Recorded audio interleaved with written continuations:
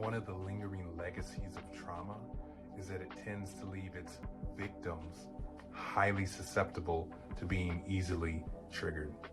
Now, a trigger can be something as simple as a smell that seems disturbingly familiar, or as specific as the date and time down to the very hour and minute of a tragic anniversary. The trigger brings back a wave of memories and a rush of emotions that correspond to the traumatic experience itself. So much and so, y'all, that the brain can play tricks on your body and set off a series of subsequent physiological fireworks. Over this past month, as our nation and collectively the world watched the court proceedings from Minneapolis, it's important that communities of color in particular recognize this convergence of events for what it truly was: a certifiable trauma trigger, straight up. You see, you have to understand, you had a community who was still in the active grieving process, not even remotely recovered from the tumultuous aftermath of this past year. Now suddenly already on the doorsteps of the anniversary date trigger, then being subjected to heightened media coverage, which circulated a whole nother round of imagery, right? You know, new released footage and commentary,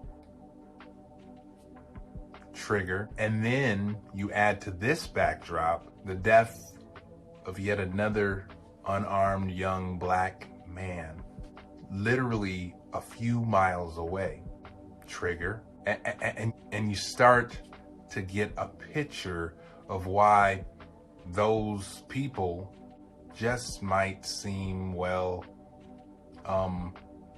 triggered. Needless to say, not by any stretch is this a new phenomenon within my community. The unfortunate reality is we are all too familiar with having to relive the tragic death of another hashtag name, to the point that many of us, equally alarmingly, are untriggered.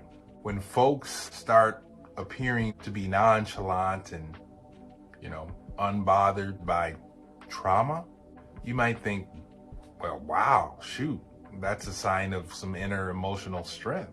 I'm much more hesitant to come to that conclusion, as such could very well be an indication of the onset of what we call in the clinical world flat affect, a carefully curated mixture of numbness and suppressed emotions, tragically akin to a abused child who doesn't even cry anymore.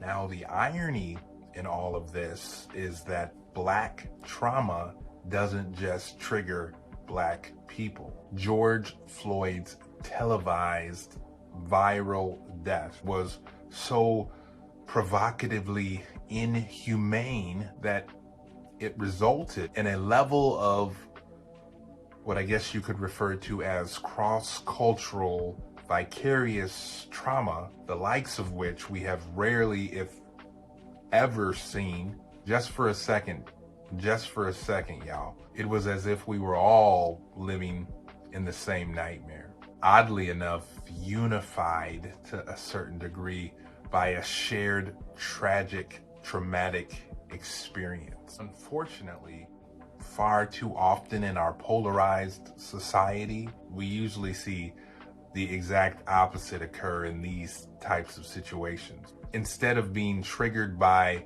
my experience, you're triggered by my explanation.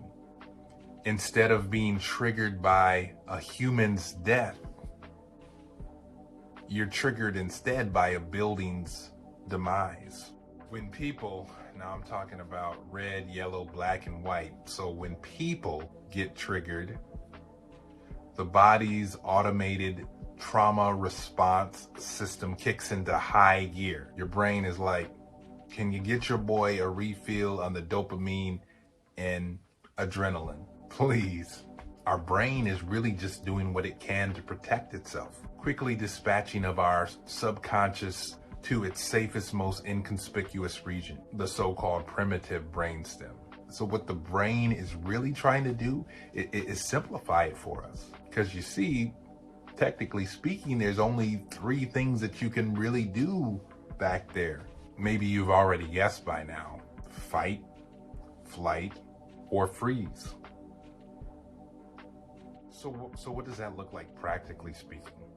Well, take for example, let's just say the destruction of property, or the more loosely defined termed riots, which is kind of a trigger. So that's another video topic for another day. Over the past year, maybe you found yourself asking the question, why are they destroying their own communities? Like, I really just don't get it. To be totally honest, I don't exactly get it either. But make sure you hear me clearly on this. What I'm saying is that it makes sense that it doesn't make sense. You see, when people, red, yellow, black, and white, when people are triggered by trauma, they are naturally more inclined to react instinctively than they are to respond logically. It's actually a protective mechanism that the brain is engaged in. I mean, how y'all gonna get mad at the brain like that for trying to protect itself? So if you don't like that example, let me give you another one. When it comes to the discussion of race and racism, I've often heard well-intentioned white people say, sincerely enough, sometimes I just don't know what to say, so I don't say anything at all. Sounds a lot like a textbook freeze response to trauma to me. So let me get this right. If merely talking about my trauma triggers you to the point that you default to freeze mode, can you just imagine, what it must feel like for your black and brown friends to not just talk about it, but to actually experience the trauma? So it would seem to me that in the aftermath of traumatic experiences that center around race in this country, it seems like we're cutting off a big chunk of our brain. So how can we ever get to the point where we're responding instead of reacting to our trauma triggers? What can we do?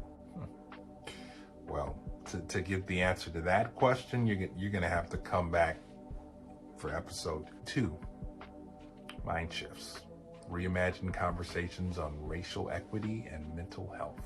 If you have any takeaways, please like and subscribe. We'll see you next time.